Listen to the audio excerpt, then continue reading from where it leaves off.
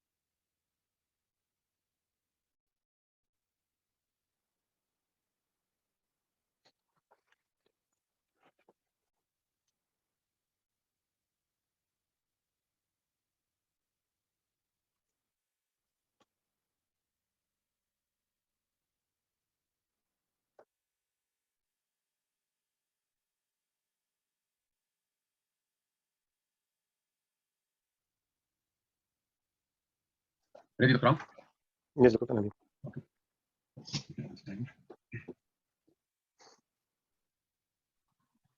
Okay, you can start. You can start, Dr. Okay, good morning. Good morning. I'm Dr. Amr. I'm one of the medical doctors from the medical admission unit. You are Mrs. Edna Richards? Yes. And you are 83 years old? Yes. Good morning, Mr. Richards. Nice to see you today. How are you? I'm good, doctor. Okay, so your GP has referred you to me because of fainting and dizziness. Can you tell me more about that? Yes, doctor. Actually, I have had several attacks of blackouts. Okay, I feel fainting. In the beginning, it was like near fainting and going to faint, but I didn't feel. But actually, after that, I start to get full fainting. So blackout. I lost my awareness for a while. So I start to be very worried about that, especially because I'm living alone. Okay, I'm so sorry to hear about that. When the first time started? I would say maybe in the last year, but in the last 6 months, okay, I have about 3 or 4 occasions.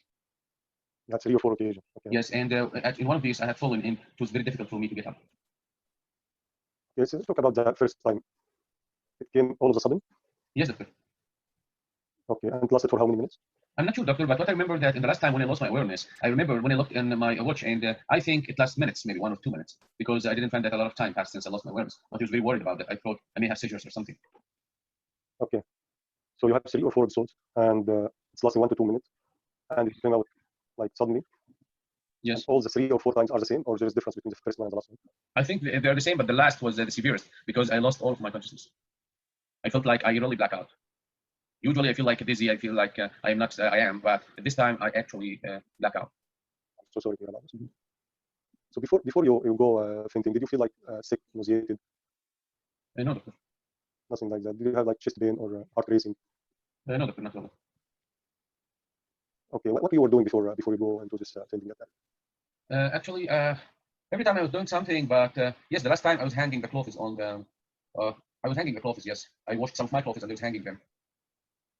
Okay, so you were not like sitting and you suddenly stood up? No. Okay, you were just raising your hands above your head, trying to. My arms. Yes. I think I was hanging. The other time, yes, I was trying to get some things from the top shelf. Yes, I think this happened twice. Okay.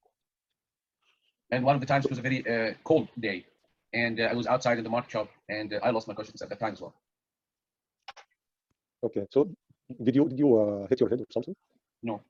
Not before or during these attacks? No. Did you lose your bowel control or control of your blood? No, doctor. What is this question? I'm sorry to ask you about this, but sometimes when someone having seizures, he can lose lose control of his bowels and his blood. So that's why Really? I asked. Wow, this is painful. Okay. Sorry to ask you about this. Mhm. And no one witnessed these attacks. No one saw you going fainting or dizzy.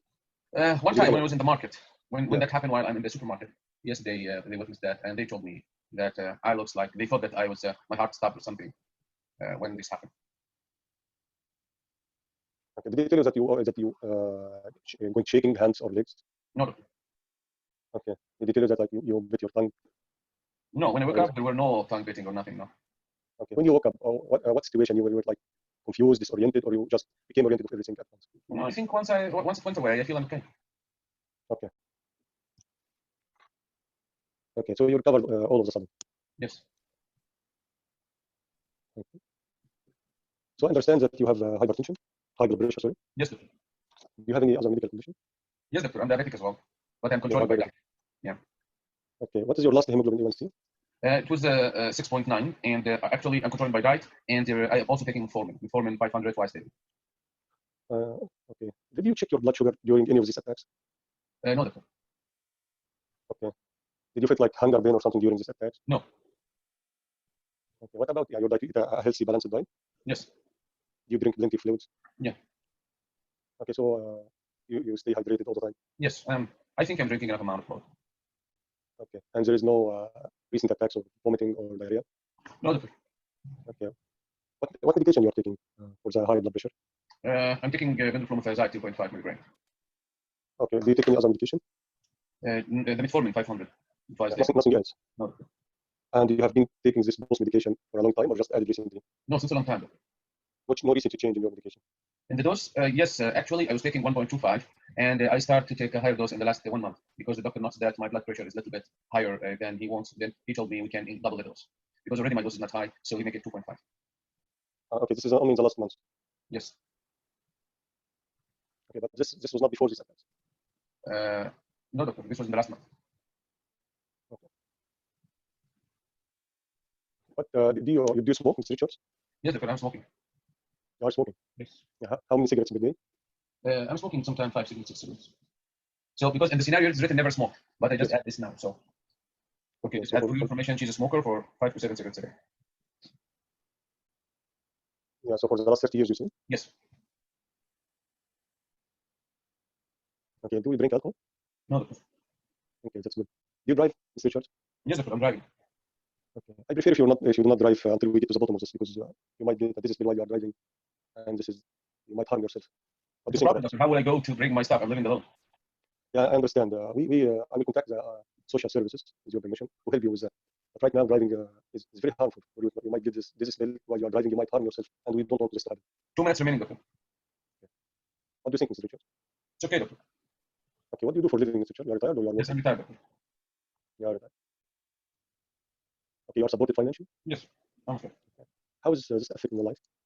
Yes, doctor. I'm very worried about myself. I'm living alone, and if this happened while I'm alone, maybe nobody will notice that. I'm worried to die alone and nobody discover me. Your concern is very valid. So this is your concern. Your concern that this might happen alone, and no one will hear about this, right? Yes. Any other concerns? No, doctor. I want to know what's going on. Is it stroke, doctor? Okay. Is it many strokes? Okay. So stroke is mini stroke is within my differential, but you did not experience any weakness during these attacks. But stroke is my differential, but my top differential is something called Postprandial Hypotension. Did you hear about this? No, doctor. This happened because at sometimes with some movement, the blood will not reach your brain enough. Okay, so you will get this dizzy and fainting, and you might black out. So this is on top of my differential. Other differential like mini stroke and low blood glucose also. So we'll have to run some tests, and we'll do also. I examine you after we finish, and we'll check your blood pressure while you are sitting and standing, and we'll run some tests to get to the bottom of this, solve your issue, to make you feel better, and also I will contact the social and the professional. Time finished. Okay. So it's the score time. Then please write the score on the chat box. The score you think Dr. Ahmed deserves. Then I'll start asking Dr. Ahmed the questions. And give me your score, Dr. Ahmed. You think you Myself? Yeah. What do you It's think? difficult to say. No, just think. Sometimes you feel that you did good, you did average, you did bad. Because this makes a difference with me. Your understanding of your performance.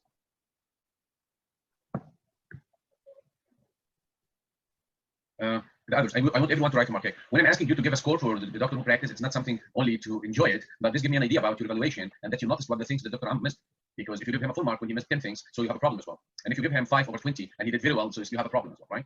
So it's important to share in this part in putting the score because I have an idea about everyone thinking and evaluation of how the marking happened. So can you please write the scores? I have only 4 scores on the screen. What about the others? Okay. The others, please. I want you, if you will attend, to be an active participant in the lecture, please. Okay. Good. So most of them, Dr. Ram, give you between 14 and 16. From 20, Dr. Adam. The history is from 20. So most of them give you between 14 and 16. Okay, some give you 12, some give you 17. Okay. What do you think yourself? I'm not sure. It's hard to say actually. Okay. I don't know. Yes, okay, so no problem. So now questioning, then I will tell you exactly my comments. Maybe I'll be a little bit harder today. Okay, are you okay with that for everyone? Yes, I'm okay. I'll be critiquing every one point you're missing because you are not in the beginner stage now, you are in the intermediate stage because this is our 5th day. So you're supposed not to miss something, so it's the harder stage now. So I will be commenting on everything you miss in the case, okay? Questions now. The examiner question. Doctor, what is your differential diagnosis for this patient? Okay, so my differential diagnosis of this patient is postural hypertension. Postural hypertension. What else? She might also having mini strokes. What do you mean by TIA? Like TIA, transient ischemic attacks. Okay. She did not experience weakness or numbing during this attacks. And also hypoglycemia because she did not check her blood sugar during this attack. Yeah, but did she tell you that any of her attacks ends up by drinking something, taking any sugary product or something? Yeah. I mean, do you expect hypoglycemia to stop alone without giving anything to correct that? Most of her attacks happen at home, and she was out by her own. So do you think hypoglycemia can be corrected that way? No. This is a game, yes. So did you ask if any of these attacks ends up by drinking any sugary product or sweetie product or bread or something?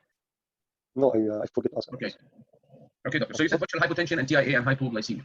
So she has seizures also, but she did not experience any shaking or. So you said seizures. Okay. Yes, but what is against this that she did not experience any seizures. There is no loss of bowel. Okay, so what's going with the postural hypotension? What gives you that idea of postural hypotension in this case? Sorry. Also, one thing I forget also that she might be, but the postural hypotension because she's on diuretics, and she had recently increased the dose, and also because of when she raised her arm above her head. Yeah. Maybe this is affecting the blood supply to the brain. So this is postural hypotension? I'm not sure. Okay. How would you proceed with this patient? So I will start by examining her neurologically and cardiovascular system, and I will measure her blood pressure while she's sitting and standing. I'll do ECG. We'll do also CT brain is required here because she felt many times and she hit her head. I'll do also carotid ultrasound because she, according to the GP, he says that he listened to a carotid brewery. Okay. Basic blood investigation like CBC, renal profile, liver profile, inflammatory marker. Okay. How would you treat her? So first we'll start by cutting down her diuretics and changing into any other medication. We'll treatment will depend upon her diagnosis as postural hypertension. Just instruct her about certain positions, like certain movement, like standing all of a sudden or raising her hands above her head, something like that. Okay. Okay. Okay, doctor. So you will treat her by stopping her antihypertensive and give her another thing, right? Yes, we'll shift her diuretics to other medication. You do that yourself? No, it will be like a multidisciplinary team. It includes cardiologists and neurologists and social services, occupational services also, because she lives alone and she drives alone. No one to drive her, so she will need to the social service and occupational service at this point. Okay. Would you give this patient any advices? Yeah, I will advise her. Not to drive until we. Okay. Time finished. Sure. Okay, Dr. Ram. So now I will give you the comments. Okay. I will send you my opinion for your score. Okay. So I sent to you privately. So here are my comments. The first of all is analysis of the complaint. Personally, usually my comments will be in the coming days about your personal performance first. I mean the personal advices I'll give to you about your personal performance, not the medical part, then the medical part itself. The first thing, I need your tone to be stronger, and I need it as like a conversation way. You are a little bit monotonous, maybe because you just woke up, but I want the examiner should feel that it is a conversation with the patient. This is a history station, and they're making estimation or evaluation for your communication skills. Okay, so it's very important to show that you have the skills of talking to the patient. You need to be a little bit more active, more strong in your the way you are talking to the patient. Otherwise, the examiner may feel that this is a problem in the self-confidence. Whether it is you are more self-confident or you are less self-confident. You know what I mean by that? Yes. So sometimes you are just like, hey, this is what I can do and this is what I'm going to give. Okay. And sometimes you are talking to the patient from up. Okay. Or the opposite. You are very scared. That's why your tone is monotonous and so I want it to be like a conversation, like you're talking to someone. Hey, Mrs. Well, I would like to ask you about these symptoms. Can you tell me more about that? You know what I mean? By changing the tone based on what you have. You got this point? Okay. Anyway, I don't want anyone to take it personal. If anyone have problem with me correcting the way he's talking in the station, I have no problem with stopping that. You know what I mean? But this is my personal comment. If I am the examiner, I would prefer, and they would take an impression on the person that he's talking to the patient in a professional way, like conversation way. So Miss Noel, I read the message I received from your GP that you have 1, 2, 3. Can you please tell me more about that? And while she's saying that, yeah, I understand. Yes, I appreciate that. You know what I mean? She's very worried about having the attack alone at home. So you need to show some sympathy and empathy, right? Yes. You have this attack, she's worried to die alone. So it's something that you need to show that you feel that, right? This is one thing. I want you to practice that. Again, don't be shy to act. I know sometimes we are male. That's why I'm telling you the females have a better score in this exam because they are better in acting. They live the situation. But for us, we just consider, hey, this is just an exam. This is just an actor. Okay, so you need to, this is personally, and I mean in the acting, the drama part of your performance. So the tone in your voice needs to be stronger and it needs to be more conversational. Okay. Then you did something a little bit strange. I want you to notice that, which is you are doing early summarization for everything. I mean, every 1 minute you are summarizing what she said. So if you notice in the first 2 minutes you summarize, so you mean you felt that and this happened and that happened. Then she'll start speaking again. You are repeating what she said, and this is time wasting. So you kept summarizing whatever what she's saying every 2 minutes. And again, if you heard yourself in the record, you will start noticing what I say. You know. So I'm advising you when any one of you practice a case, try to listen to your practicing in the record of the lecture. Then you will notice what the things that you will not like. You know, you say, hey, yes, why I'm very monotonous, why I was hesitated in this part, why I'm keep repeating this word. You know. So it's like singing. You are singing and you think you are singing very well. When you hear yourself, you feel that sometimes you are out of tone, right? I'm doing that personally when I'm singing. Okay, so the other thing you didn't comment about, she told you the chest attack in the cold weather. Okay, you didn't ask about that. I mean, there is a problem in your analysis for the complaint, Dr. I mean, usually, as I said, I'm giving you algorithm or I'll give you a page. Did you look at the page I sent for the syncope or you asked the question from your head? I looked at it. You looked at it. Okay. I take a look at it. Great. But there's something I did not understand. Yeah, I agree because we didn't discuss it yet. But I mean, here I want all the time the candidate to make the merge between the skeleton we studied in the first day and the page I'm giving you. So when I'm giving you a page for what you ask, what you should ask, and what you should check in the case of this spell, this would never mean that you need to do some system review and you need to ask about, let's say, travel history and previous admission, all this stuff. I mean, the skeleton of the case and the body. Okay, so here I noticed that with some candidates that they think that they just need to follow this page and they forget everything about the structure, about the impact. What I'm giving you is the part that you will use in the middle of the case. You will use it, but the introduction and the structure of the case should be fixed for all the cases. And the page I gave you, it is in the analysis of the complaint itself or the analysis of your differential diagnosis. So you will like this page I sent for syncope. It's covering everything, but actually there should be some analysis of, I mean, patient with faint out. Don't you think you need to ask more questions about the nervous system? Don't you think you need to ask more questions about the heart system, the cardiovascular, right? You need to ask that. Did you ask her any problem in the speech, any problem in your vision? Okay, any weakness? You said you asked about weakness. Okay, any headache? You know what I mean by the key memory problem? Yeah. So it can't be a case of fainting and you didn't ask questions about the nervous system. So if you remember the very first page in the course when we call it approach 2, this is very important because not to become confused when I will ask this question. So go to the analysis of the complaint and ask what are the systems that I'm going to ask about. So here I will ask some question in the system review. Okay, in the analysis of the complaint you will ask the question I will give you on the next page. But in the systems I'm going to ask, here you need to ask specifically about the nervous system and about the cardiovascular system. You asked about chest pain. Did you ask about regular rhythm? Do you have any problem with your heart rhythm? So this is a problem. You need the system review here. You didn't ask about other systems, so you need to ask about heart racing. Yeah, you asked, during the attack. I mean, it needs to be a little bit obvious that you're asking about. You will see when we discuss this part. I don't want to spend more time because when we discuss it in the next page, you will get what I mean. Then you have long pauses. You stop for a while. So when you are asking a question, you're done like that. Then I want to ask you. So you maybe waste 2 or 3 minutes out of the 14 minutes because of the stops or the pause or the period you stop while you're asking a question. Again, I really encourage you to listen to the part you practice. You will notice some of these. This is for perfection, Dr. I never mean this is a fatal thing, but I know that you want to be perfect. So this is my opinion about the performance. Okay. No, this is why I'm practicing. So I can exactly. This is why I'm telling you because I mean some doctors they don't like when I'm just critiquing the personal performance. This is my opinion, and you may say, okay, I'm doing it that way, but you take that as you like. But my opinion, if I'm the examiner, I know that you can do better than that if you overcome these things. Utilize your time, save your time, utilize it in the active things because you need to ask more questions you missed in this case. Okay. Here I will start about some question you didn't ask. I'm reading from the comments I wrote. For diabetes, you didn't ask if any of these attacks ends by taking sugary product or sweet product. You asked about any dose change, you did that, and you asked about smoking. It's okay. For driving, when you ask about driving, I would like if you offer here a solution. So what about taking taxi or using Uber? Is that a good option? It's not all the time saying that I will include the social worker. Why not to advise here? She just want to go to the market, right? Okay. So I can advise her. So until we are sure that everything is okay, we need to. You can take taxi, for example. Now you can use application on your phone and bring a car to your home, and it will take you back. So I'm worried about you. Maybe this attack can happen while you are in driving, so it will be a big problem. And it will be a very fatal mistake if you said in this case inform DVLA because you have nothing to inform yet. Okay, so don't start very early and going to inform DVLA. We're still investigating what's going on. Okay, although there is guidelines for a patient with recurrent seizures. Okay, but I mean don't go in every case and give mix between the advice of stop driving for a while and informing DVLA. Try to be a little bit kind in this part. Then, as I said, if the question of financially supporting, they don't like it in UK. Okay, so you can just say about the job. Are you? I mean, with whom you are living. So just a social question. But it's not a bad question. But I don't know. Usually the examiner wondering when they ask this question. I wrote here other neurological symptoms you didn't ask about. Then, yeah, the word of differential. I would prefer if you said instead of saying in my one of my differential. Usually the normal person they don't know what's the differential diagnosis. Just say one of the possibilities. You can instead of differential say one of the possibilities. Okay. Sure. Yes. Then in your differential diagnosis, unfortunately, and this is the fatal part, you gave a good differential, but it didn't include the correct one. If you remember when we said about the differential diagnosis in the mark sheet, it should be a good differential including the correct diagnosis, right? Right. So yes. on the top possibilities of this case, there is a postural hypotension with the thiazides, and you said that, and the other thing is the carotid hypersensitivity. So I'm sure that you forget this name. Yes. So the patient symptoms happen when she raises her arms. What's happening that there will be a vagal stimulation, bradycardia, and loss of consciousness. And when that happened in the cold weather, because she were wearing a high cooler. So usually this happen with shaving for male, with wearing a tie, okay, and for females when they wear a high cool while they are hanging the clothes, while they are looking up, while they are getting something from the upper shelf of the at home. So any of these in the history will go with the carotid hypersensitivity, right?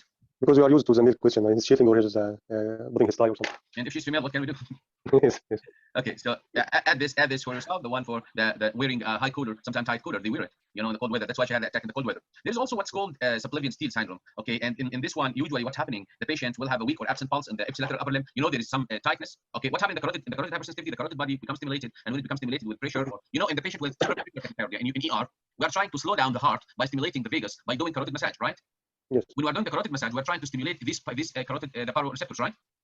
Or these carotid bodies, we're trying to stimulate, sorry, not the baroreceptor, the carotid bodies, we're trying to stimulate, and these will stimulate the vagus nerve, and this will slow down the heart. The problem is that when the heart is not very fast, and this becomes stimulated while you are shaving, while you are moving your neck, while you are hanging something, okay, it will cause a bradycardia, then the perfusion to the heart will be diminished, then the patient have the fainting. So this can happen with any of these. Sometimes with subclavian steal syndrome, what's going on, that there is a stenosis in the subclavian arteries, could be congenital, and sometimes it can happen as acquired with atherosclerosis. Then the patient will have arm claudication, pain in the arm, and fainting and dizziness, and sometimes the circulation in the hand. You will check the pulse will be super weak, will be very weak or absent pulse in the same side. Okay, the hand may look ischemic as well, and the patient may have dysarthria, visual change, weakness. So there could be like a stroke symptoms or TIA symptoms with the subclavian steal syndrome. Sometimes there is tinnitus, sometimes there is hearing problem. So you need to ask about this stuff if you will include the subclavian steal syndrome. And then we need to do CT angio for that, and angiogram. I'm talking about the subclavian steal now. And usually they do endarterectomy, they do bypass surgery, they do balloon angioplasty for that. Okay, so this is what's called subclavian steal. What about the carotid hypersensitivity? How do you think we can treat it? Anyone have any idea about that? You need to give the patient some advices. The first thing, avoid massaging the carotid sinus, right? So some people, when they're sitting, they keep massaging their neck. Avoid wearing tight coolers. Okay, try to tilt your head slowly. Okay, you need to be extra careful when you shave. So these advices will impress the examiner, right? Sometimes we need to do surgical procedure if it's severe. We do something called denervation surgery and endarterectomy. Okay, and sometimes they give this patient aspirin and Plavix. Okay, if this is related to sometimes if it's related to the perfusion, depending on what they will find in the Doppler. Okay, sometimes they do heart pacing, up to heart pacing for these cases. Okay, so is that what if the patient has surgery in the neck or something? Yes, it can be a cause also with the scarring affecting these carotid bodies, right? Yeah. Okay. So the differential here, yes, I agree with the answer. Yes, Dr. Fauzi asked about the subclavian. Yes, pacemaker in some cases, I agree, Dr. Afra. So here the differential should be, okay, carotid hypersensitivity, postural hypotension with changing the dose of thiazide, although the change was recently, okay. And the symptom was related to tilting her neck and raising her arms. Subclavian steal syndrome phenomena also need to be excluded. Okay, vasovagal need to be excluded. In the presence of this age, I would also consider the possibility of TIA and cardiac syncope. This is how I will answer the questions of the examiner, doctor. Okay, for this case, hypoglycemia is a possibility, and against that, let the patient wake up alone without giving any sugar product or something. Okay, yes, I will do ECG, I will do CT or MRI, I will do carotid Doppler, I will do echo for the heart. Okay, I will give the patient advices. I will include the heart doctor and the cardiologist and the neurologist. Okay, and we may need to include the vascular surgeon if it's confirmed that surgery may be needed. Okay, advices regarding driving and about what the habits in doing that. I'll advise also to the one to be living with to take care of her if these attacks happen again. So, what do you think, Dr. Ram? If we practice the same case after this discussion, will that make it more simple and more helpful? Yes, of course. Yeah, it will be much better. But the speech, this is the issue. This is my usual speech. And this is how I know we can work in that. I mean, we can work. Yes. I mean, you are acting. So I mean, sometimes when you see the actor in an interview, he's totally different in his own personality than what he's doing in the movies, right? Of course. Yes. So if you see Mahmoud Miligi in an interview, he's totally different than in the movie, right? So yes, so you can act. I mean, you need some acting. You need to show some acting. So I know this is the way you're talking, but here you need to add some drama to the performance. You can practice that, no problem. Okay. So Dr. Moses is asking why carotid in this case, because they give you the carotid to let you think about presence of problem in the carotid artery, and this is a possibility as well. Okay, because that's why you said I'm going to do an echo. What about yes, here I wrote also yes. You didn't ask about surgical history, you didn't ask about admission history, and you didn't. So surgery in the neck will make an important impact in this case. History of admission will make an impact. Travel history, I like to ask travel history. Okay, in every case, I want you to remember that. If you have time, please ask it. Okay, so it is very important. Okay, offering admission, for example, is it a good option? I like Dr. Naman saying offering admission. It's a good idea to offer admission until we know what's going on, right? Yes. If he asked you, would you admit her or not? You will say, and she's living alone, and the word of this attack happen again. It would be a good idea to admit her. So again, these are all components of the structure, right? I wrote it here in the structure. You didn't ask about previous admission. You didn't ask about your her surgical history and travel history, for example. Okay. Okay. Yes. Okay. Thank you, Dr. Ram. Thank you very much. Thank you, Dr. Tan. Okay. So, Dr. El-Hadi, what are the key points for what? For this type of cases, we'll discuss in the next part. For this, in the discussion with Dr. Ram, I pointed for all the points that I think the examiner can consider in his performance. Okay, but in the coming part, I will show you now it is your full approach for any case of fainting attack. Okay, especially in the common cases that may appear in the exam. So I want you all to focus with that, and we will spend some time with these details. It's a little bit long pages, but very important, and it will make you confident while facing these cases. Dr. Ram, I will close your mic now. Okay.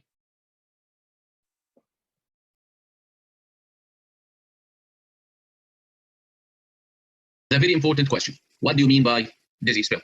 Okay, you need to ask the patient to use his own language to describe the disease. This bill is one of the most important cases that you should listen to the patient what he means, because depending on what he will describe, you will complete everything. Okay, so you should be sure that you are talking about the same thing. Okay, so you ask the patient, what do you mean? You can't give him choices. Is it imbalance or is it faint? Do you feel faintness? Okay, is it vertigo? Vertigo mean here that the patient will say there is a spinning. You can't tell him. Do you feel revolving in the space or surroundings are revolving? Do you feel spinning of the walls and whatever? How will you ask the question? But you need to clarify the point of vertigo. Okay, the vertigo should be clear, and it is a faint, not vertigo, because they are totally different. Okay, you got this point, doctor? So, okay, so here you ask about the what do you mean exactly? Imbalance, fainting, dissolving, loss of consciousness. Just give the patient some choices, and then you ask about onset course duration. Does it start suddenly? You start feel it happens suddenly, or it's coming on and off in the last 6 months or whatever? Is it increasing in frequency? Then is it the first time? If no, same as before. I mean, if it's not the first time, if I had it before 3 months, is it the same or it's different than the previous one? Again, they can bring two conditions. You know, they can give you two options like there were one and now another one like headache. Okay, so we'll just go through this our yellow questions, and then please pay full attention with me here now. You have, before I go to this slide, you have four possibilities for the disease cases in the PACES exam. Okay, 4 possibilities. The first one is syncope. Okay, the second one is vertigo. Okay, the third one epilepsy. Okay, and the fourth one is the TIA. Again, don't tell me now cardiac and not cardiac. I'm now telling you what is the possibility that you may find there. They may mean by dizziness or by loss of consciousness or whatever a syncope. And this under this syncope you will find the other things. Under this syncope you will find another things like the vasovagal, the postural hypotension, and whatever. Okay, then the vertigo, which is central and peripheral, but it is a spinning and it is different than the syncope. Then the epilepsy itself as a fits or seizures, and there is a TIA. Okay, but this is not my differential, but this is the category. This is the category that you may find there. Okay. Then, when I'm talking about syncope, I mean loss of consciousness, faint, blackout, and this has a big differential, and we will go through. This is not the algorithm yet. I'm just showing you what is the possibility of the case in the exam. For the vertigo, it could be peripheral and could be central. And again, this is not my main concern in the exam. This is not the common, but it's still important to know because it could be just vertigo and these peripheral causes like benign paroxysmal positional vertigo. Okay, and in this case, it's like crystals. Don't pay big attention with what I'm saying now because this is not the core and the important part of the syncope. It's not the algorithm yet, but I'm just giving you some hints. The peripheral vertigo is related to benign paroxysmal positional vertigo, at which there is like stones, small stones, very small, tiny, like sands in the inner ear moving with position, with certain positions, and it need some maneuvers to adjust it. And this condition characterized by it happen fast with changing position, and it resolve fast with some maneuvers. Okay, the maneuver is called half look for diagnosis, but for the treatment every maneuver, and this is not important. This is an ENT issue, but anyway, you need to know the names of the things for peripheral to put in your differential if the case of vertigo. Then the venereal disease, which is a problem in the ear, it have prolonged vertigo, and there's tinnitus and deafness and ear fullness. There is drugs that cause vertigo like gentamicin, and there is labyrinthitis, inflammation of the inner ear, which take months of vertigo. Okay, this one is important, and you will take that when you practice station 5 in clinical course because you should. It came in the exam many times to have cerebropontine angle tumor and how to examine the patient and what will be your findings. There will be cerebellar sum. Why cerebellar angle tumor is important? Do anyone have any idea why cerebropontine angles are important? Anybody know? You know what type of tumor? There's one tumor common to be there, and it is known, and they like it in the yeah for the acoustic neuroma. The acoustic neuroma and for neurofibromatosis type 2. Excellent, you're excellent. So they like it because of that, because the acoustic neuroma and cerebropontine angle. So this patient may have cerebellar symptoms and cranial nerve affection, and there is the compression of the first 6 cranial nerves. So it is important to have. But again, this is not the core of our syncope, but at least I'm talking about vertigo. Migraine itself. Remember me, I have this vestibular migraine, so I have vertigo coming with migraine sometime before, sometime after. Okay, so now we will see epilepsy. Epilepsy will be shakes, loss of consciousness, tongue biting, loss of urine, then TIA, weakness, loss of consciousness, unsteadiness, this phonia and diplopia. Okay, anyway, again, this is not the algorithm. I'm just telling you what is the possibility, the general big possibility: syncope, vertigo, epilepsy, TIA. But now I'll go to the syncope itself, and this is the main. This is the algorithm I want you to know and understand because this will be the core of how to approach the case. There's 2 pages. The first page will be that. This is how to start asking Dr. Muhammad and other doctors. Go ahead and ask, what do you mean? And give him a choices of fainting, choices about how does it resolve. What is the nature of it? Is it imbalance, fainting, loss of consciousness, vertigo? Then is it the first time? If not, is it as before? Then remember these circles by its color.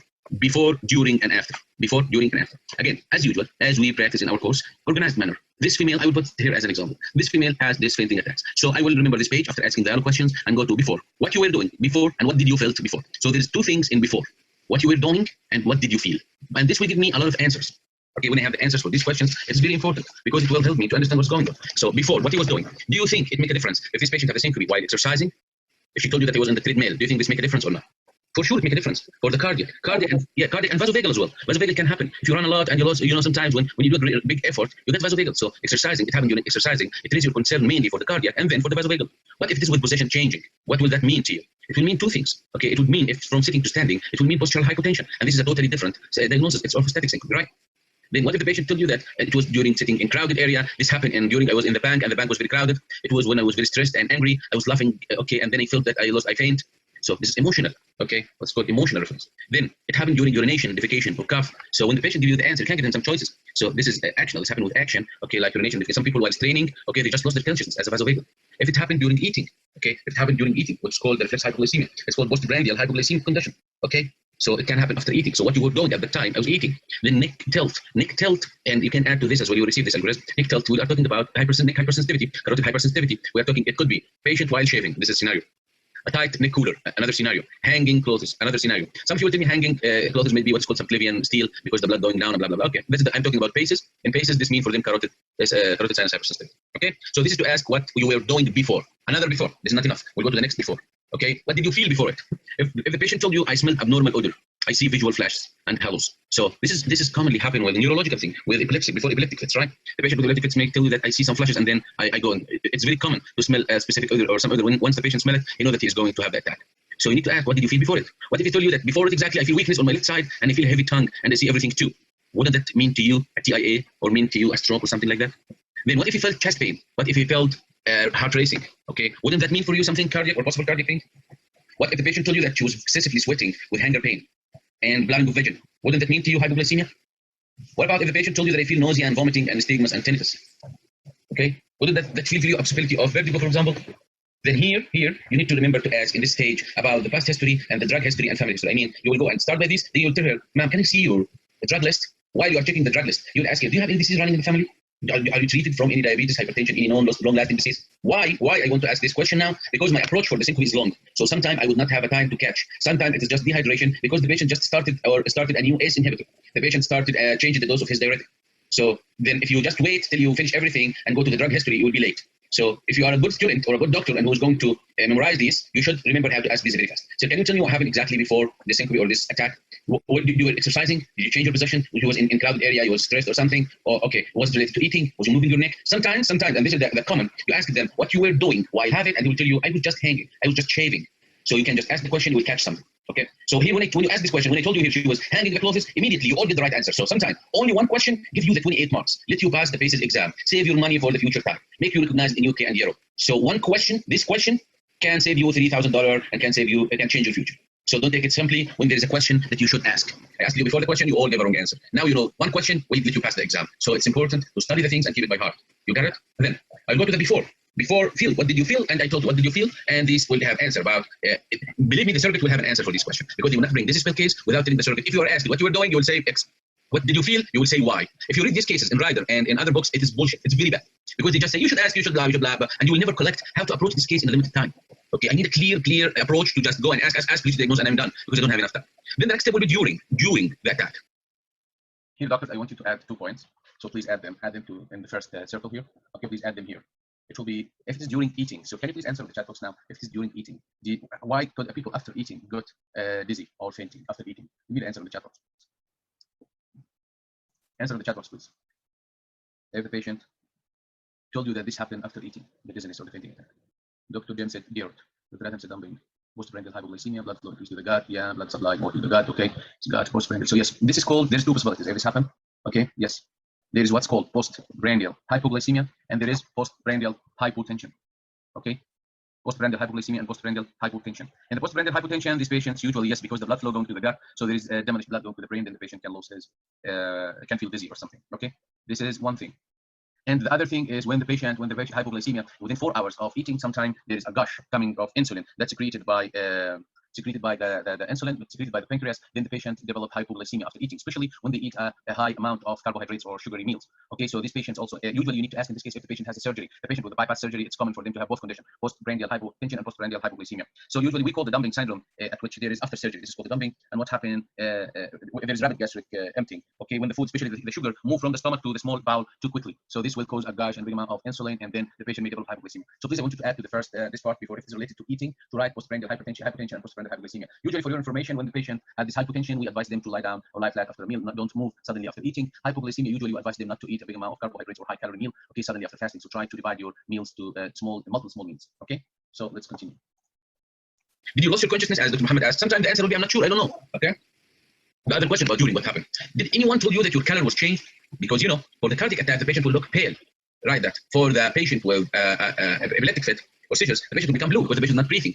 Okay, so did anyone told you about cardiology? Always ask about the witness. Is there a witness? Sometimes the witness said. So don't say, how will the patient know? Don't assume that the patient will not know, because you will find sometime in the real exam, you'll find that the candidate, the surrogate, telling you that when I asked him, they told me. When I asked them, how does it last? They told me 5 minutes. When I asked them, they told me I looked very bluish. But he will not tell you if you didn't ask. Okay, so about shaking, the patient don't see himself shaking. So you ask him, did anyone told you that you were shaking during that? So this is a very important question. So loss of consciousness, color change, shaking. And again, this question, urine and stool control. Don't say incontinence. Incontinence is not a lemon word or a straight word. You need to say, did you lose the control in your urine? Or stool? And sorry, say sorry for this question, because this is very painful for the patient when he wake up and found that he didn't control his urine. Then did you hit the floor? So what happened during the event? During, I lost consciousness. They told me my color. They said that my hand was shaking, and they found that they told me that I lost. I found that I wet myself, and I hit the floor. Okay, this is during. And the most important, which is very diagnostic, is after. After, what happened after? What you should ask about after. Dr. Hamad did ask me, how does it end? There should be a thing. What if they told you that it ends by giving him some sugary juice? Wouldn't that make a big difference? Okay. Again, what about if this patient ended this spontaneously, or ended by giving some chest compression, ended by giving some oxygen, ended alone? So it's very important to know how does it end, because whenever it is hypoglycemia, you'll get the answer here. Maybe you'll not give a clear answer about sweating, about hunger pain, and you have no idea about what happened during. So the only diagnostic clue will be how does it end. Okay. Then the next one is confused and sleepy. What happened after that? Confused and sleepy. If you see in your life, I know you are all good doctors, so you see the patient in post-epileptic fit. What happened? The patient coming in fits, and then when he stopped fitting, he just go in his side, and you put him in recovery, okay, position, and he sleep for a while, become very confused. When he wake up, he still looks sleepy. So the patient post-epileptic fits, he's very confused and sleepy. But the patient with vasovagal, he just wake up. What happened? What happened? Oh my God! Maybe he will wake up and run and go to continue what he was doing. So just wake up and so he wake up very active and normal. So the patient is confused and sleepy for more than 30 minutes. This is going with epileptic fits. Okay. What about the speed of recovery? If it is 2 minutes for vasovagal, 2 minutes for postural hypotension, but it could be 20 minutes or 30 minutes for the fits, and for even the cardiac. The cardiac sometimes 5 minutes, 7 minutes, and then the patient come back because of arrhythmia. Okay. And after the attack, the tongue bite and head trauma. You need to care about this patient that he has tongue bite and head trauma. So you can't tell me, so what head trauma can happen with anything? Yes, it can happen with vasovagal. But the patient with vasovagal don't feel suddenly in 1 second. You feel that he's dizzy, you feel that he's going to lose because your blood pressure become less. What happened in the vasovagal? Your heart rate become low, you have vasodilatation, and the perfusion of the brain become very less, so you lose your consciousness. Okay. But during this, you have some feeling. Before that happened, you feel that, oh my God, I'm dizzy, and blah, blah, blah. So at that time, usually the patient can support himself. I mean, he can just put his back on the wall so he don't hit his head strongly. Sometimes the others, when he say, okay, I'm feeling, so some people can support him. So it's more common to have the head trauma when the patient have a sudden arrhythmia or when the patient have epileptic fits. Okay. Then again, the head trauma and the tongue bite can sometimes differentiate what's called hysterical syncope the patient is showing. Okay. Then we'll go with weakness and dysphagia. You need to ask if he wake up and found that he's weak and he feel that when he wake up his tongue is very heavy. What happened exactly? So he still maybe have TIA, and the TIA will resolve. The TIA was severe, then it become okay. The perfusion become a little bit okay, but still not totally perfused for the brain. So the patient still have some weakness and dysphagia. And after a while, after 1 hour, the patient is okay. So again, it's very important to memorize this page. We didn't go to the causes yet, but here you will get a lot of answers. When you go here, I'm sure you feel that now. With this organized question, you will look perfect in the station. Hey, sir, what do you mean by this loss of blah, blah, blah? Is it the first time? No. Do you have attacks before? Yes. Is it the same or different? Can you tell me, sir, what you were doing while that? Can you tell me what did you feel? Did you feel heart racing? Did you feel blah, blah, blah? Give him choices. Then during it, is there any witness? Was there any witness? Okay. Did they tell you that your body was shaking? Did they tell you that you have a color change? Did you found that, I'm sorry for this question, that you wet your clothes? Did you hit the floor? Okay, sir, regarding what happened after that, how does it end? Did they tell you that they give you something sweaty to drink? Did you feel confused? For how long? Okay, for how long? Did they tell you how this loss of consciousness extend? Did you find any trauma tongue bite? When you wake up, did you find any weakness, any heavy tongue? So you got a lot of answers with that. Dr. Asher saying with you, Dr. Tan, it is interesting. Thank you, Dr. Asher. Thank you. Thank you. Okay, so what next? I'm not done yet. I'm just asking this question. They give me some. So, doctors, I want your opinion. Yes, you would say about urine control and stool control. Yes, Dr. I'm asking about the urine. I mean, for the patient, you will say, what about your urine? I'm sorry for this question. Did you notice that you lost your control on your urine? I'm sorry for this question. Did you wet yourself or you lost the control on your stool? Okay, that's it. So now, give me first, before we continue, are you okay with the first part of this? Are you okay with the first part? Okay, Dr. Rafi said very helpful for the early differential. Dr. Shazia, Dr. Sihar, Dr. Adham, Dr. Yes, what happened after usually in seizures, usually in vasovagal and postural hypotension, Dr. there is no loss of urine, there is no loss of control in the urine and the stool. But when there is a loss of urine and stool, it's going more with patient with epileptic fits. Yes, Dr. Imam, you can apply the algorithm for confusion and collapse. And there is an extra part. This is only the half. The first question is, this is what I meant when I told Dr. It's about the analysis of the complaint, what you were doing before and during and after. Then you will go through the differential that you're going to catch. So I mean, if you catch it, it's postural hypotension. We are not done yet. If we catch it, it's hypoglycemia. We're not done yet. So you start by checking what he means. So is it dizziness? Is it spinning? Is it weakness? Whatever. Then you start the second page. Then you will go to the third page now. But this will not include stool is not jargon. Then you will go to the third part, which is the stool. They call whatever, the back passage, whatever what you want to say. But it's okay if the people know what is it. So it's not a jargon. The third thing I want to tell you is for the weakness itself, the analysis of the weakness and this stuff, there is another algorithm. It will be in the neurology day. It will be specifically for the weakness. If that it is TIA or something, this will be, or I mean weakness in a limb, weakness in some part of the body, there is a specific algorithm for that. Okay, but this is now for the dizzy spells, for fainting, for loss of consciousness, for any of these. You should start by the first page. I want you to know this page by heart. Okay, so now let's continue. Let's say that we are done and we asked these questions very fast. Then we want to go now. We catch it. It's postural hypotension or it is hypoglycemia or both. Okay, so let's proceed. Idea about what's going on, but this is the most important part. Okay, now this page actually, we go to this page. Now I need your full attention because this page is very important. So that I ask you to please don't share for others because this is really a lot of effort. I don't want just to lose it. Okay, I'm doing the free lecture for the people, but I still need to keep my materials to me because I found some people taking the material and they just remove the name and use it as they create it. So then this is not honest. I told you it is amana, so I know you will keep them. Anyway, I will go now to this page, which is super important. Super important. Okay, what is it? Here, let's say, and this is the most common in the exam. The first page I showed you when the patient is vasovagal and seizures and cardiac and carotid sinus. You see this side? The right side, this is for the vasovagal, for the seizures, and for you will get the answer for all these things by the first page. Vasovagal, you found the patient was urinating, you found the patient was, whatever, he was in stress and crowded areas, so you get the answer about before, and it doesn't extend for a long time, not unquiet, so it could be vasovagal, so you can get the diagnosis from there. The seizures, you found the patient was fitting, blowish, there is post-ictal, and there is some aura before starting. For the cardiac, the patient may have chest pain, may have palpitation, okay, may have, he will be pale in color, there could be a family history of sudden death because of something like HOCM, like Burgada syndrome, we got it. Then the carotid sinus, we get the answer by tilting the neck, by shaving, by moving the neck, okay, hanging clothes or whatever. So we have these answers and have some details about the seizures, but here is the important, which is coming a lot in the exam, and I know you're not that much familiar with, but it's very important. You will find the patient coming with dizziness, coming with syncope, coming with fainting. And then when you ask this patient, you found that this patient have postural hypotension. The patient have what? Postural hypotension. How? The patient, you will ask the patient, do you feel dizziness when you change your position from sitting to standing? Yes. This, when you have yes answer in that, this is a postural hypotension. You got it?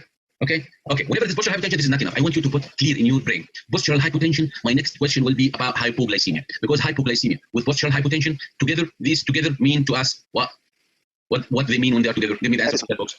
Yeah. Whenever I have postural hypotension and hypoglycemia, I'm thinking about Addison. Whatever, what type of Addison, we'll go through that. Okay. So, if postural hypotension, and I will ask the patient, do you have a hanger pain? Do you have excessive sweating? Did that end by taking sugary product? Then the answer was yes. So I will go to search. And remember, this will mean Addison. And whenever I say Addison, you need to write beside it cause. This mnemonic, it is known in mnemonics actually, I didn't create it, but it is known for postural hypotension. Remember the word handy.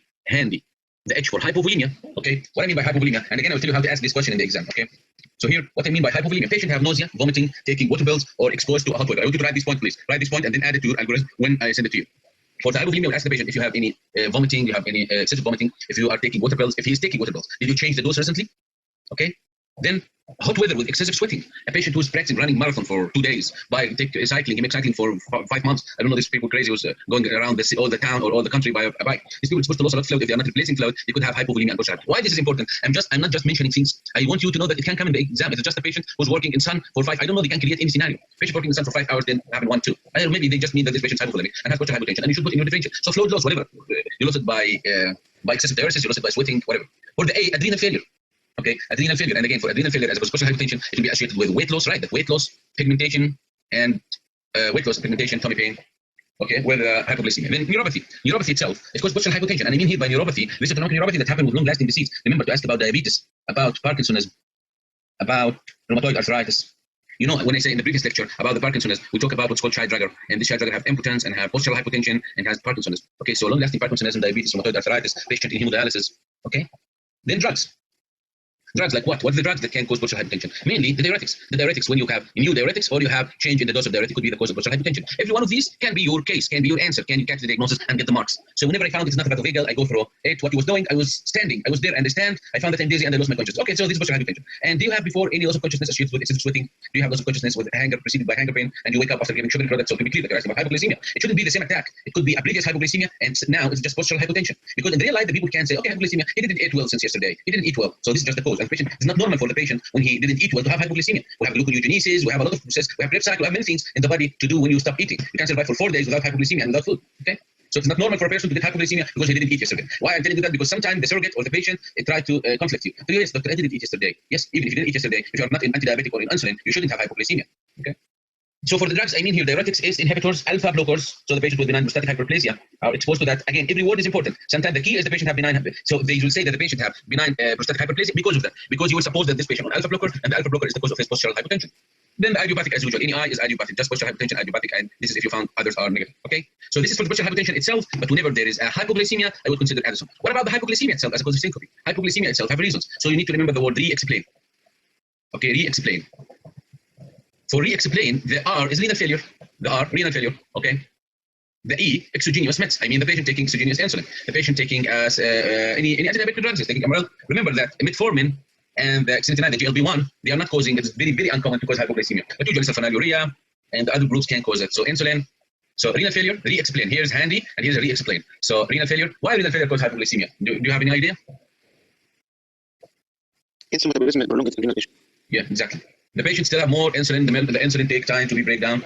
Yeah, so it work more on the present sugar, so the patient have it. So the renal failure, exogenous meds. What about pituitary causes of hypoglycemia? What about the pituitary cause? What could be the pituitary gland can cause hypoglycemia? Hypoglycemia. Dr. Rashid Islam said decrease ACTH. Dr. Khalid, yes, you give a good answer for the insulin, and Dr. Rashid Islam answered right. Yes, decrease the ACTH and the growth hormone itself. Both the growth hormone and the ACTH deficiency in panhypopituitarism, okay, will cause hypoglycemia, right? Then alcohol causes hypoglycemia because it affects the liver gluconeogenesis, okay? Then adrenal failure, as we said, patient don't have any cortisol, and you know the cortisol is responsible for increasing the blood glucose in the body, okay? So this adrenal failure, as a cause, so remember, re-explain, double E, then I, insulinoma, patient with insulinoma, he has hypoglycemia, right? As a part of men, as we said. Now you are familiar with these terms, okay? Then nutritional, patient have malnutrition. Patient didn't eat here for 5 days. Patient practicing a lot and work out a lot, and he don't eat at all. So this could have hypoglycemia. But don't tell me he didn't eat yesterday, so today he will get hypoglycemia. Unless he is very ascetic person. He don't have any stokes. Then the sepsis. Sepsis itself, sepsis as a cause of hypoglycemia, right? So just remember, re-explain. And again, how to ask, I don't just like to give you causes. You'll just ask, say, do you have any buffness, do you have any non-problem in your kidney, any change in color or amount? Say, do you take any meds? Do you take any meds that used for sugar? Did you increase your blood sugar, your anti-diabetic meds? Do you increase the dose of insulin if it is not that is diabetic? Okay. For the pituitary, okay. Say, did you notice that recently that you have more pale skin? Did you notice what about your intimate relation? If you're saying about the hypogonadism, okay. If you will ask about the hypothyroidism, did you feel that intolerance to the cold weather recently? So you ask about all the deficiencies of the pituitary, the panhypothyroidism, and you'll take how to ask. We'll discuss how to ask later about panhypo, okay. Then liver failure. So you ask the patient about your discoloration of the eye. Always ask a non-liver disease, okay. If there is a non-liver disease, okay. Or you ask about tummy distension with pain, leg swelling, and yellow discoloration of the eye. This is the screening for that. Okay, then alcohol, about the amount, then adrenal failure, you'll ask the postprandial hypotension, the weight loss and abdominal pain, then insulinoma, you'll ask about weight gain and attacks of hypoglycemia, even when you eat, you have it, okay. The patient with insulinoma need to eat frequently, okay. Then malnutrition, you ask about his diet. Say, do you have any recent infection, recent fever, recent admission because of serious infection? This is because of the sepsis, okay. So these are the causes of the postural hypotension and the hypoglycemia. Whenever I have the answer, I don't need to go through all that. When the answer is postural hypotension and hypoglycemia, I mean, asking him, he told me why he's sitting and standing. I have previous attack hypoglycemia, so I will confirm my diagnosis by asking about pigmentation. Yes, there is a pigmentation in my mouth. Tummy pain, yes. Loss motion, yes. Loss of weight, yes. I'm done. I don't need to go through all these, okay, when I found the answers are postural hypotension and hypoglycemia. So just Addison, and as I told you, whenever Addison, you should catch the cause of Addison, okay. And here, remember, this is mnemonic. The Addison, it is the same name, the Addison. Write it down. I want you to write these details. The TB as a cause of Addison disease or adrenal insufficiency as a result of TB. And how to ask about TB? Remember, bundle one. You will never ask TB as cancer with it. So T for TB and thrombosis. So make it big. I didn't make this T. This should be big T, like the same color. So thrombosis. How to ask about thrombosis? Write in the chat box. In the chat box, how to ask about adrenal artery thrombosis. Are you with your answer? Exactly. You are, my friends, some reason that the patient has thrombosis, and we are done. Okay, so you ask TB and thrombosis. This is the causes of the adrenal. You should reach it. If you miss any of these, you will lose it. Okay, so hemorrhage. Okay, hemorrhage. There is adrenal hemorrhage. This is what's called adrenal hemorrhage. Okay, and how to ask about hemorrhage? 4 questions of hemorrhage. Great, it is the same. Now you know how to go fast. Now we are talking the same language. We ask that if they hide something about bleeding tendency, we will catch it. If we found the patient was in heparin, we will catch it. If the patient taking warfarin for AF and they didn't tell me, once I asked about it, I will find he's taking warfarin. So this is the cause of the bleeding in the adrenal. So whatever what they try to hide, we are ready. Okay, we are ready to catch it. What about endocrine? Panhypo. The panhypo will cause hypoadrenalism. Okay, but it will come in pituitary from up. Okay. Then would you consider a presence of big pigmentation when the patient have panhypo? Do you think the patient will have strong pigmentation? Dr. Rashid Islam said no. Dr. Grace said no. Dr. Grace, it is not MSH. It is not melanocyte stimulating hormone. It is ACTH, and it shares the structure with the MSH.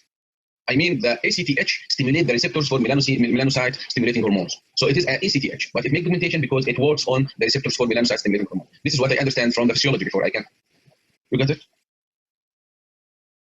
It was in, I remember it was in the 3rd year of the medicine school or something. Anyway, so now for the panhypo, for the doctor who didn't understand that, the cause of the pigmentation in the Addison disease, the gland, the adrenal gland itself, the adrenal gland can't release enough cortisol, okay, enough cortisol, yeah. So what the problem? The problem that the pituitary gland keep trying to send their messenger to go to the adrenal and say, hey, go ahead, secrete more cortisol, we're going to die. Okay, the problem that this ACTH stimulating the melanocyte stimulating hormone receptors, so it causes pigmentation in scars and in areola and in fractures areas. Okay, so when the patient have panhypopituitarism, they don't have enough hormones coming. The ACTH is already deficient, and this is the cause of the low cortisol because we don't have enough ACTH coming from up. Maybe there's no problem with the adrenal gland; it's all coming from the pituitary. So I will not expect pigmentation. The opposite side, I will expect a paler, what's called alpastis. The next autoimmune adrenalitis. You will ask about how? You ask about autoimmune adrenalitis. It's asking about the other autoimmune diseases. Okay, maybe you found Hashimoto. Okay. Maybe you will find Hashimoto, maybe you will find whatever, any other autoimmune disease, maybe you will find vitiligo. So that in Addison, you should check for other hypothyroidism, about vitiligo, about pernicious anemia. So you need to ask this question. How to ask about amyloidosis as usual. Amyloidosis is infiltrative disease that can invade the adrenal gland. That will do the same. It's going to invade the adrenal gland, so the adrenal gland can secrete enough cortisol, so the pituitary keeps sending ACTH. Okay? To ask about amyloidosis, pins and needles, frothy urine, weight gain. Okay? The drugs. Sorry, I mean corrected weight loss. So weight loss. Enlarged lung, some organs will be increased in size, but usually the patient with amyloidosis is presented with weight loss. Okay? Drugs. Give me the drugs that can cause Addison disease. Go ahead. Go ahead and write in the chat box what drugs can do Addison disease. Any answers? I didn't receive any answer yet. Okay, so do you remember what the medical treatment of notochaetae? I'm saying what the medicine that can cause it. A smart answer, but it is not the answer. Do you remember when we were treating the